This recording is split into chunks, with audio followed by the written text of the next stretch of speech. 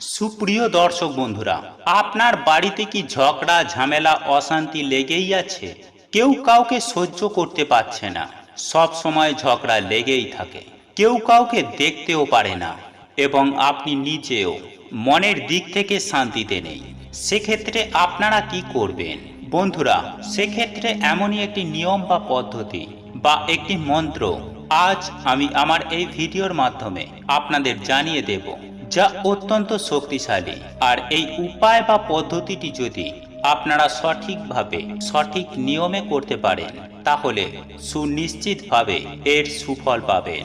বন্ধুরা, আপনারা হয়তো লক্ষ্য করে দেখেছেন যে আমার এই চ্যানেলে যে সমস্ত ভিডিও আপনাদের উদ্দেশ্যে আপলোড করে থাকি, সেই প্রত্যেকটি ভিডিওই অত্যন্ত কার্যকারী। যে ভিডিওগুলি কাজ হবে না এমন কোনো ভিডিও আপনাদের উদ্দেশ্যে আপলোড করি না, কারণ আমি আপনাদের উদ্দেশ্যে যে সমস্ত ভিডিও দিই, আমি চাই প্রত্যেকটি মানুষ উপকার পাক, প্রত্যেকটি মানুষ উপকৃত হোক। তবে নিয়ম এবং পদ্ধতিগুলি বিশ্বাসের সাথে সঠিকভাবে সঠিক নিয়মে করা যায়, না হলে কিন্তু কাজ হয় না। তাই এই ভিডিওটি শুরু করার পূর্বেই আপনাদের উদ্দেশ্যে বলে রাখি, আপনারা যে উপায় বা ক্রিয়াই করুন না কেন, ঈশ্বর বা ভগবানের প্রতি শ্রদ্ধা ভক্তি ও বিশ্বাসের সাথে করুন, তাহলে এর সুফল আপনারা সুনিশ্চিতভাবে পাবেন। তাই এই প্রসঙ্গে বিস্তারিত জানার আগে আপনাদের বলে রাখি, আপনি যদি আমাদের চ্যানেলে নতুন হয়ে থাকেন, তাহলে চ্যানেলটি অবশ্যই সাবস্ক্রাইব করুন এবং পাশে থাকা নোটিফিকেশন বেল আইকনটি ক্লিক করুন, কারণ আমি বিভিন্ন প্রকার তন্ত্রমন্ত্র, বশীকরণ, টোটকা, বাস্তু টিপস, জ্যোতিষশাস্ত্র, পুজো আরাধনা এবং ব্ল্যাক ম্যাজিক করা নিয়ে নিত্য নতুন ভিডিও আপলোড করে থাকি, যা প্রয়োগ করার মাধ্যমে আপনার জীবনে থাকা সকল প্রকার সমস্যার সমাধান করতে পারবেন। চলুন এইবার মূল আলোচনায় প্রবেশ করা যাক। সুপ্রিয় দর্শক বন্ধুরা, আমি সবার প্রথমেই আপনাদের জানিয়ে দেব যে বাড়ির মধ্যে ঝগড়া ঝামেলা অশান্তি হয় কেন, এর কারণ কি, বা আমরা মনের দিক থেকে শান্তিতে থাকি না, এর কারণ কি। বন্ধুরা, এর কারণ কিন্তু অনেকগুলি। যেমন প্রথমত, আমাদের নিজেদের কর্মফলে আমরা অশান্তিতে ভুগি। এছাড়াও গ্রহের দশা, যদি শনির দশা, মঙ্গলের দশা, চন্দ্রের দশা, এই গ্রহের দশাগুলি যদি আমাদের মধ্যে থাকে বা আমাদের গৃহের ওপরে থাকে, তাহলে কিন্তু বাড়ির মধ্যে ঝগড়া ঝামেলা অশান্তি লেগেই থাকে। সেই সঙ্গে আমরা মানসিক দিক থেকেও শান্তি পাই না। এছাড়াও আরো অনেক কারণ আছে। যদি আপনার বাড়ির ওপর দিয়ে কোনো অশুভ হাওয়া বাতাস চলাচল করে, সেক্ষেত্রে কেউ না কেউ বাড়ির মধ্যে অসুস্থ হয়ে পড়বে এবং বাড়ির মধ্যে সুখ শান্তি থাকবে না, সঙ্গে বাড়ির ক্ষয় ক্ষতি হতে থাকবে।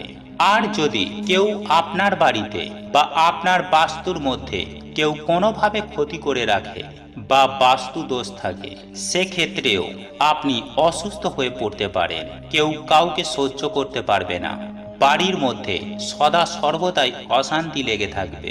হ্যাঁ বন্ধুরা, আপনারা একেবারে ঠিক শুনেছেন, বাড়ির মধ্যে একটা ছন্ন ছাড়া ভাব বাড়ির মধ্যে তৈরি হয়ে যাবে। এটা কিন্তু 100% হবেই। কিন্তু বন্ধুরা, আজ আমি এই ভিডিওর মাধ্যমে যে উপায় বা মন্ত্রটির কথা বলবো, যদি আপনার বাস্তুর মধ্যে ক্ষতি করা থাকে, তাহলে সেক্ষেত্রে কিন্তু এই মন্ত্রটি জপ করে আপনারা কোনো কাজ পাবেন না। আর বাদ বাকি যতগুলো সমস্যার কথা বললাম, যেমন গ্রহের দশা থেকে বা অশুভ শক্তি থেকে বা যে কোনো কারণেই হোক না কেন, তাহলে কিন্তু আপনি এই উপায়ে মন্ত্রটি প্রয়োগ করে অতি অবশ্যই আপনি আপনার বাড়ির মধ্যে শান্তি ফিরিয়ে আনতে পারবেন এবং আপনার মনেও শান্তি ফিরিয়ে আনতে পারবেন। সেই সঙ্গে আপনার গৃহে সুখ শান্তি সমৃদ্ধি বৃদ্ধি পাবে চোখে পড়ার মতো। বন্ধুরা, এছাড়াও আরও একটি কারণে আমাদের বাড়ির মধ্যে অশান্তি বা ক্ষয়ক্ষতি হয়। সেই কারণটি হলো, যদি কেউ আমরা ঈশ্বরের প্রতি মানসিক করে থাকি, সেই মানসিক যদি শোধ না করি, তার ফলেও কিন্তু আমাদের ক্ষয়ক্ষতি হয়। কিংবা বাড়িতে কোনো ঠাকুরের স্থান আছে, সেখানে জুতো খুলে রাখা হচ্ছে বা ঝাঁটা দেওয়া হচ্ছে বা এঁটো বাসনপত্র জড়ো করে রাখা হচ্ছে, সেক্ষেত্রেও কিন্তু সেই ভগবান বা ঈশ্বর আপনার বা আপনার পরিবারের ওপর অত্যন্তই অসন্তুষ্ট হন এবং তার ফলে গৃহস্থের অন্তরে বিভিন্ন রকমের ক্ষয়ক্ষতি, অশান্তি, ঝগড়া ঝামেলা লেগেই থাকে।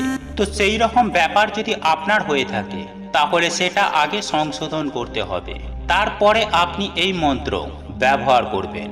তো যে মন্ত্রটি আজ আমি আপনাদের বলবো সেই মন্ত্রটি আমি নিজেও করি, তাই এই মন্ত্রটি আপনাদের জানানোর আগে এই মন্ত্রটি জপ করার নিয়ম আপনাদের আগেই জানিয়ে দেব।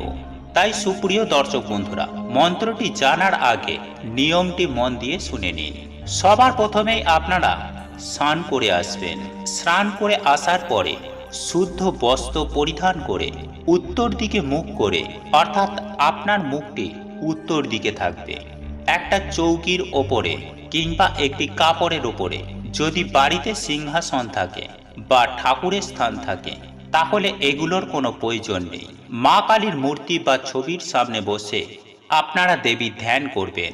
সেটি 2 মিনিট হোক বা 1 মিনিট হোক, মনে মনে দেবীকে চিন্তা করে মনকে স্থির ভাব এনে তারপরে ধূপ ও দীপ জেলে এই মন্ত্র 108 বার করে প্রতিদিন জপ করবেন।